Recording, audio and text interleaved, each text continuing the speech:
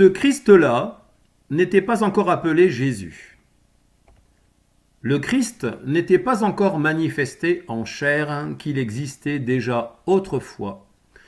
Lisez les livres de l'Ancien Testament. Il était cette parole ou verbe qui accompagnait Dieu. Mais le jour où il a été manifesté en chair, au 8e jour de sa circoncision, c'est à ce moment précis qu'il fut nommé Jésus.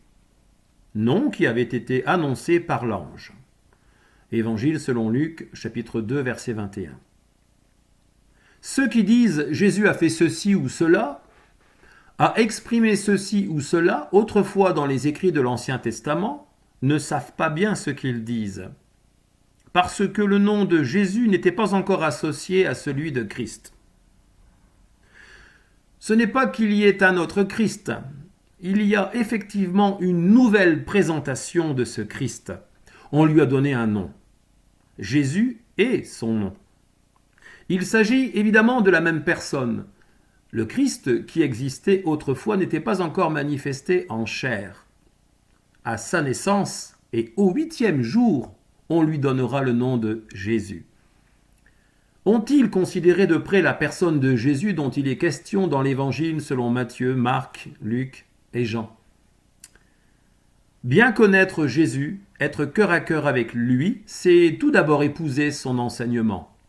Adhérer à sa doctrine, comprendre ce qu'il voulait dire par là. Celui qui garde ma parole, c'est celui-là qui m'aime. Mon Père l'aimera, et je l'aimerai, et je me ferai connaître à lui. Évangile selon Jean chapitre 14, verset 15, 21, versets 22 à 24. Que veut dire croire en Jésus? Si ce n'est d'abord croire en ses actions, ses paroles, son autorité. Croire en Jésus n'est pas forcément une obligation de vivre comme il a vécu. Ceux qui vous obligent à vivre comme il a vécu sont dangereux et manipulateurs. Dieu est amour. À travers ce Jésus et ses disciples, souhaite que nous nous aimions les uns les autres avant tout. Croire en Jésus, c'est recevoir la vie éternelle que Dieu nous offre par lui. L'annonce de la venue du Christ, loin du Seigneur, est indiquée dans les écrits anciens. Maintenant que la prophétie est accomplie, il est intéressant en effet de reconnaître ce personnage tant souhaité, tant désiré. Comme le Christ avait son origine en Dieu et que Dieu était en lui, plusieurs, à cause de ses miracles et de ses paroles, en ont conclu qu'il était Dieu ou se faisait égal à Dieu. Il n'a pas cherché à se faire égal à Dieu. Philippiens chapitre 2, versets 5 à 11. Ce qui frappe les regards serait-il suffisant pour convaincre les incrédules?